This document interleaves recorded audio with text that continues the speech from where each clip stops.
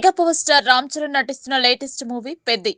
ఉప్పెన సినిమాతో ఒక్కరిగా టాలీవుడ్ ను షేక్ చేశాడు బుచ్చిబాబు సనా. ఆ తర్వాత చాలా గ్యాప్ తీసుకున్నాడు బుచ్చిబాబు. ఇప్పుడు పెద్ది సినిమాతో రానున్నాడు. విలేజ్ బ్యాక్ డ్రాప్ తో ఈ సినిమా కథను రెడీ చేశాడు.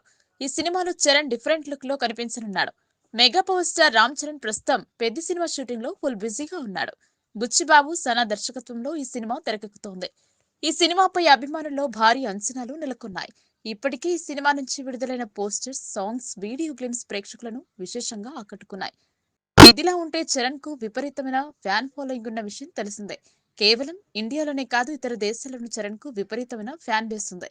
తాజాగా చరణ్ ను జపాన్ నుంచి వచ్చిన ఓ అభిమానులు కలిశారు.